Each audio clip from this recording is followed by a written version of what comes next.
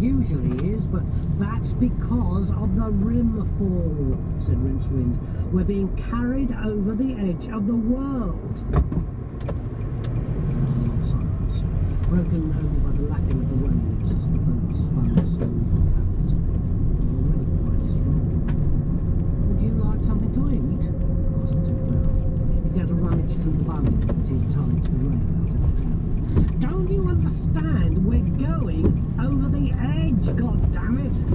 I wish I had my picture box, said Tuflower, but he's back on that slaver ship with the rest of the luggage, and you won't need luggage where we're going, said Rincewind.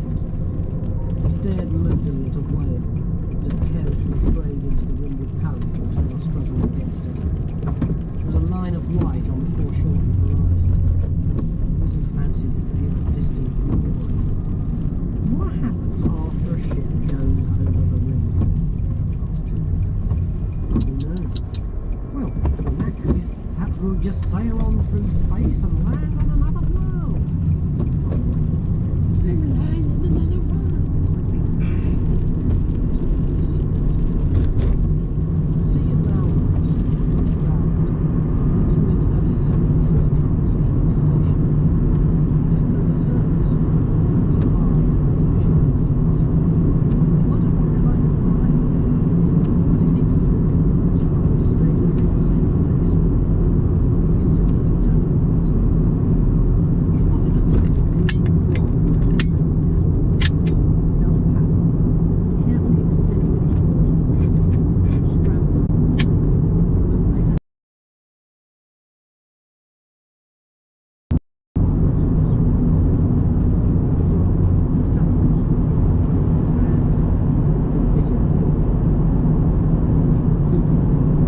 Rincewind tucked the frog away in a pocket and pretended he hadn't moved.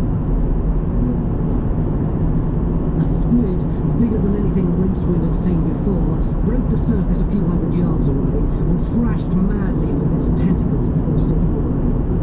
A whole squadron of flying fish tumbled up in a cloud of rainbow-edged droplets and managed to gain a few yards before dropping back, being swept in an eddy. Rincewind snatched at the mast as the roaring final end of everything raced towards them. I must see this, said Tuflower, half falling and half diving towards the prow. Something hard and unyielding smacked into the hull. A wash of cold sea cascaded over the deck. Rincewind was under several feet of boiling green water. He began to scream, and then the world became the deep, clanging purple colour of fading consciousness. He awoke with his mouth full of burning liquid. Tuflower was looking down at him with an expression of deep concern. Rincewind groaned and sat up. This turned out to be a mistake. The edge of the world was a few feet away. Beyond it, at a level just below that of the lip of the endless rimfall, was something altogether imaginary. Some 70 miles away, a dhow with the red sails typical of a freelance slaver drifted aimlessly through the velvety twilight. The crew were clustered on the foredeck. The captain, a thick-set man who wore the elbow turbans typical of a great Neff tribesman, had never before been really frightened. Now he was terrified. "I can't hear anything," he muttered. As if in answer, there came a furious pounding from the oar deck below their feet, and the sound of splintering wood. The crewmen drew together fearfully, brandishing axes and torches. They probably wouldn't dare to use them, even if the monster came rushing towards them. Before its terrible nature had been truly understood, several men had attacked it with axes, whereupon it had turned aside from its single-minded searching at the ship, and had either chased them overboard or had eaten them. The captain wasn't quite certain.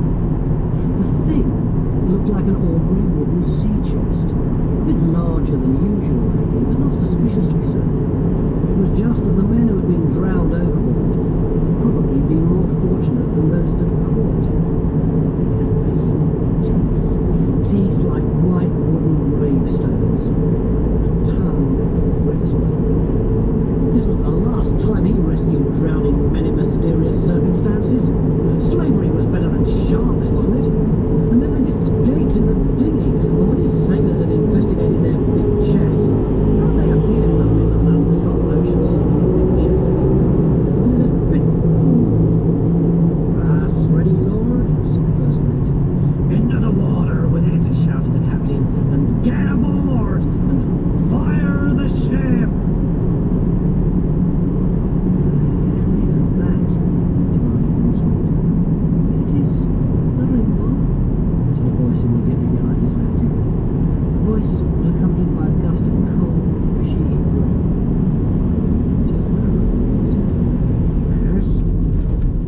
around.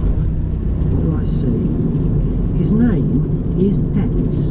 He says he's a sea troll. This is his boat. He rescued us, explained Two Flower. Will you look round now? Not just at the moment, thank you. So, why aren't we going over the edge then? Asked Rincewind with glassy calmness.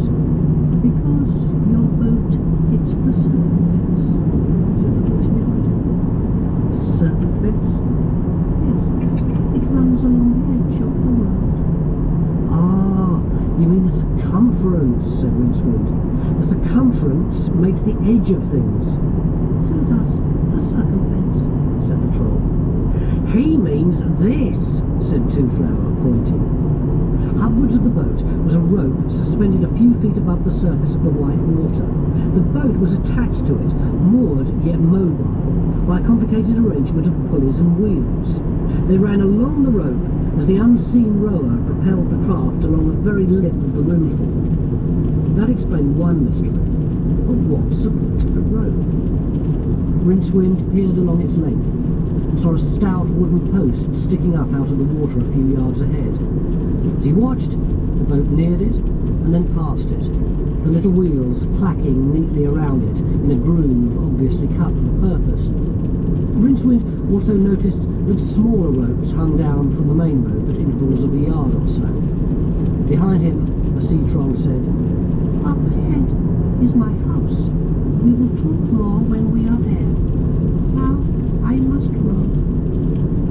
Rincewind looked at the rainbow, which hung in the mists beyond the edge of the world, appearing only at morning and evening, when the light of the disk's little orbiting sun shone past the massive bulk of Great Artuin, the world turtle, and struck the disk's magical field at exactly the right angle.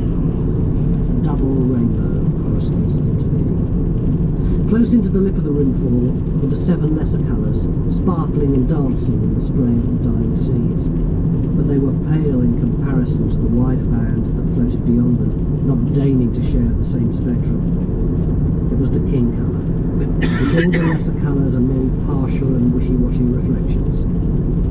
The Octarine, the colour of magic.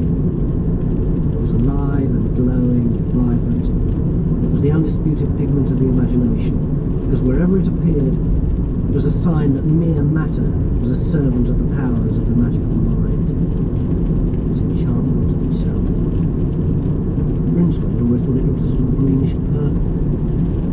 After a while, a small speck on the rim of the world resolved itself into an eot or crag, so perilously perched that the waters of the falls swirled around it at the start of their long drop. A driftwood shanty had been built on it, and Rincewind saw that the top rope of the circumfence climbed over the rocky island on a number of iron stakes and actually passed through the shack by a small round window. A floating stockade had been built out of rough timber on the Hubbard side of the island.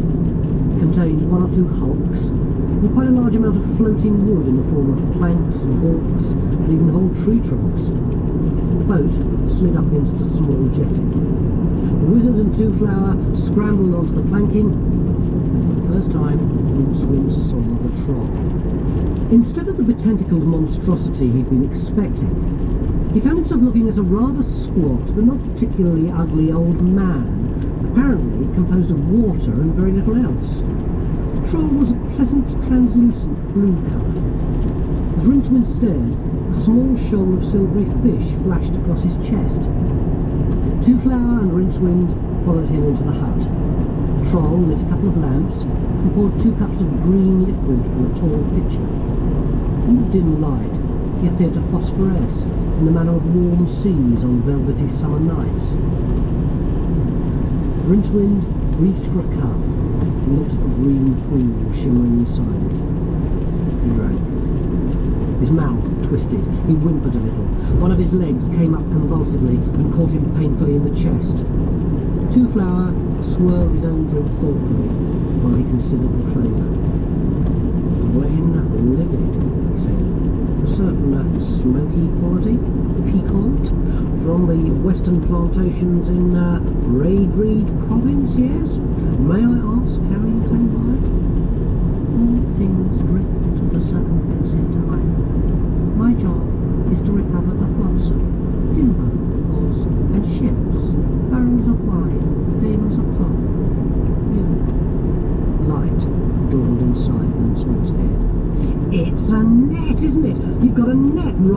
did the sea. The circumference, nodded the troll.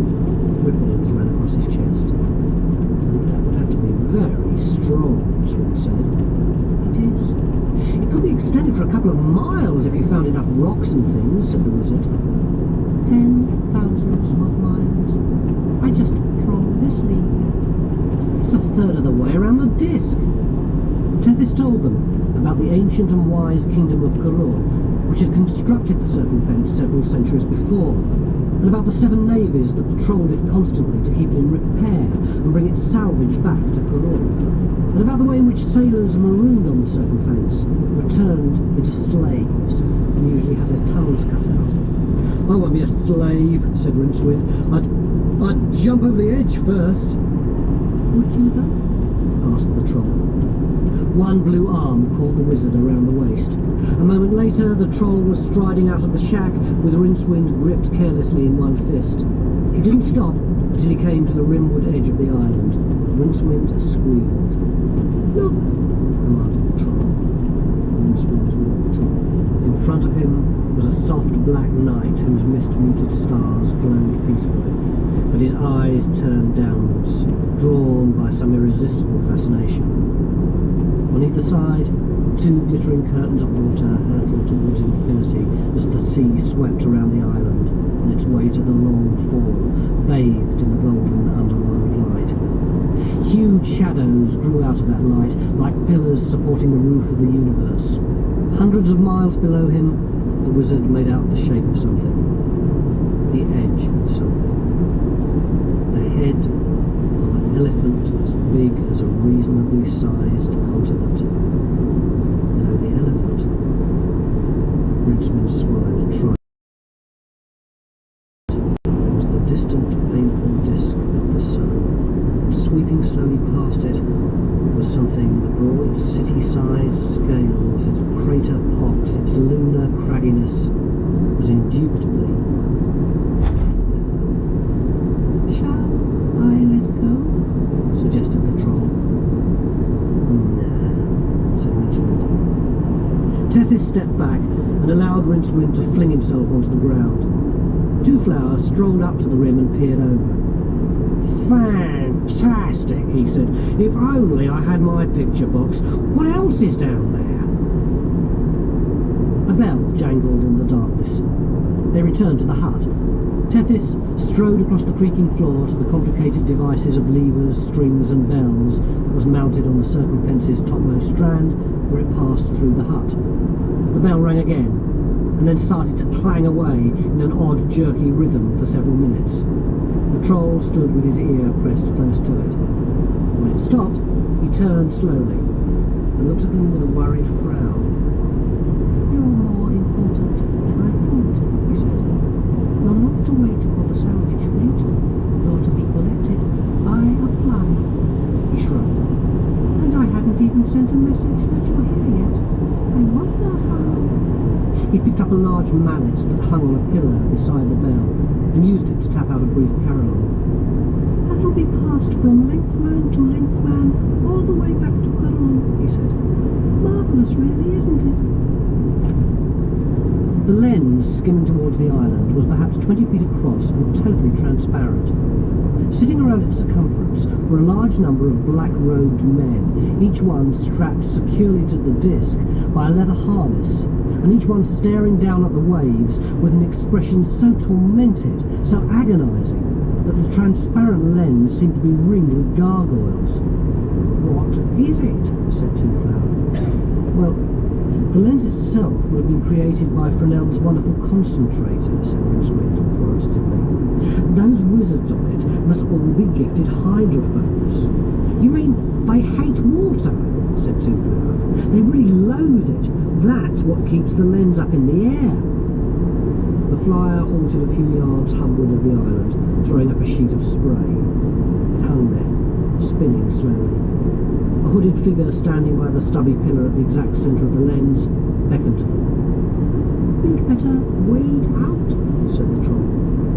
The hooded figure reached down with one hand and released a rope ladder.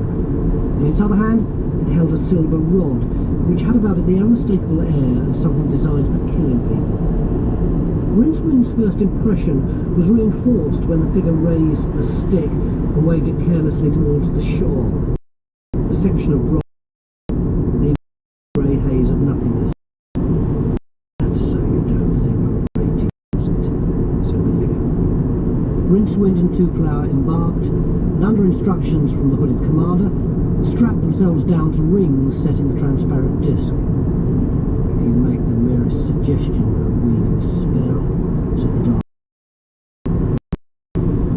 "Third quadrant reconcile, ninth quadrant redouble, forward all." A wall of water shot into the air behind Rincewind, and the disc rose at a very steep angle and didn't begin level flight until it was a dozen fathoms above the water. Sometime before all this, a couple of little boats, trolling a net for the ferocious free-swimming oysters which abounded in those seas, caught something that dragged both vessels for several miles in a precisely edgewise direction before one captain had the presence of mind to sever the lines. Excuse me," Rincewind said. The hooded figure turned from its contemplation of the distant haze and pulled back its hood, revealing itself to be a most unusually tinted young woman. Her skin was black, her hair and eyebrows were the colour of moonlight. "What's your name?" Rincewind said. "Marchesa. I'm a wizard of the 5th level." "I hope you're not proposing to enslave us," said Twoflower. "Certainly not. Whatever has given you that idea? Your lives in Coral will be rich, full, and comfortable." "Oh, good," said Rincewind. "Just not very long." Coral turned out to be a large island, quite mountainous and heavily wooded. The land sloped gradually up towards the rim, so that the highest point in Coral, in fact, slightly overhung the edge. Here, the Corullians had built their major city, also called Coral. The lens was approaching now along the very lip of the windfall. The island not only got higher as it neared the edge, it got narrower too, so that the lens was able to remain over water until it was very near the city. The parapet along the edgewise cliff was dotted with gantries projecting into nothingness. The lens glided smoothly towards one of them and docked with it as smoothly as a boat might glide up to a quay. 4 guards, with the same moonlight hair and night-black faces as Marchesa, were waiting. The guards and their prisoners set off briskly along a lane that wound downwards to what turned out to be a palace of some sort, half hewn out of the rock of the cliff itself. Rincewind was aware of brightly lit tunnels and courtyards open to the distant sky. Much reflected on this before a door opened ahead of them and they were pushed into a room, and the door slammed behind them. "Gosh," said Twoflower. "This is a prison cell?" nodded Rincewind. In the centre of the room was a long gleaming table laden with food. Most were fish dishes, including the biggest lobster Rincewind had ever seen. He reached out cautiously and picked up some sort of purple fruit crusted with green crystals. "Candied sea urchin," said a cracked, cheerful voice behind him. "A great delicacy." An old man had stepped out from behind the heavy curtains. He was tall, thin, and looked almost benign compared to some of the faces Rincewind had seen recently. "My name is Gahatra. I am the guest master. It is my pleasant task to make sure that your stay here is as delightful as possible." Twoflower frowned. "I think I've missed something along the way," he said.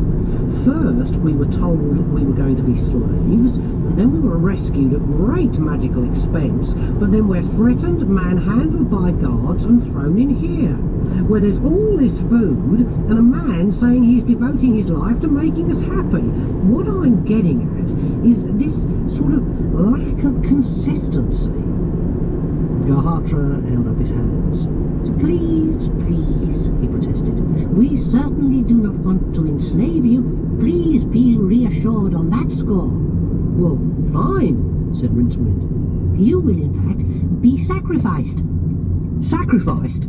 You're going to kill us?" "Of course. It would hardly be a sacrifice if we didn't.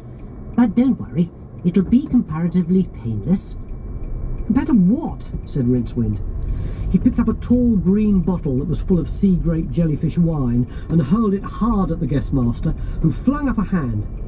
There was a crackle of octarine flame from his fingers. The flung bottle slowed and then stopped in midair, rotating gently. At the same time, an invisible force picked Rincewind up and hurled him down the length of the room, pinning him awkwardly halfway up the far wall. He hung there, with his mouth open. I didn't enjoy doing that, you know, Gahatra said. I could tell, muttered Rincewind. But what do you want to sacrifice us for? Asked Twoflower. You hardly know us. You were specified.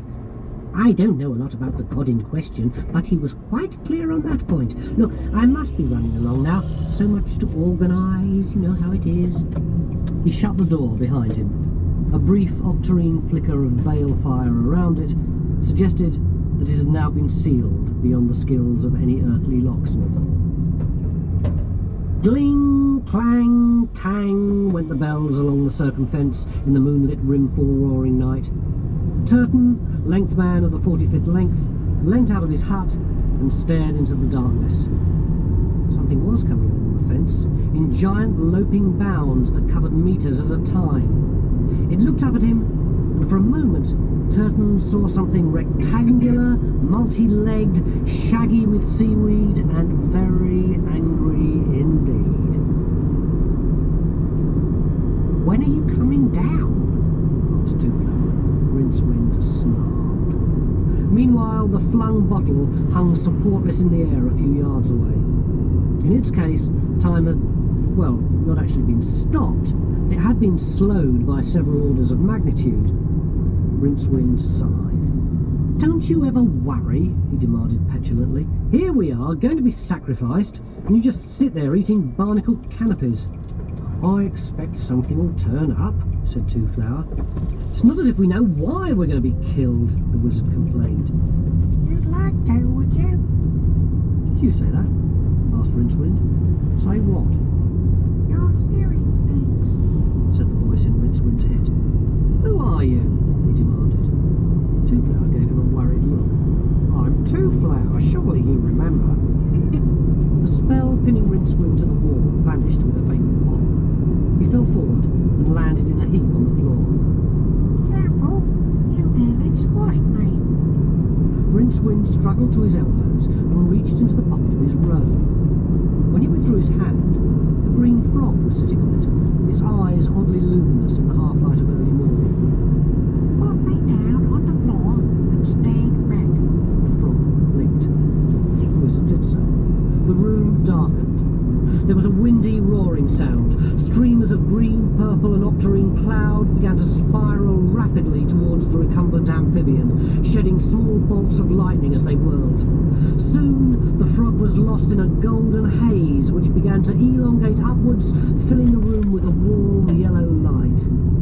As suddenly as it had appeared, the magical tornado vanished, and there, occupying the space where the frog had been, was a frog. Fantastic, said Rincewind. The frog gazed at him reproachfully. Really amazing, said Rincewind sourly. A frog, magically transformed into a frog. Wondrous. Turn around, said a voice behind him. It was a soft, feminine voice. It was coming from a spot where there oughtn't to be a voice at all. Later, Rincewind and Twoflower couldn't quite agree on any single fact about her, except that she had appeared to be beautiful and that she had green eyes. Not the pale green of ordinary eyes either. These were the green of fresh emeralds, and as iridescent as a dragonfly. He began. She raised a hand. You know that if you say my name I must depart. Surely you recall, I am the one goddess who comes only when not invoked. Yes, I suppose I do, croaked the wizard. You're the one they call the lady? Yes. Are you a goddess then? Said Twoflower excitedly. I've always wanted to meet one. The lady smiled. Your friend should introduce us. Rincewind coughed. This is Twoflower Lady. He's a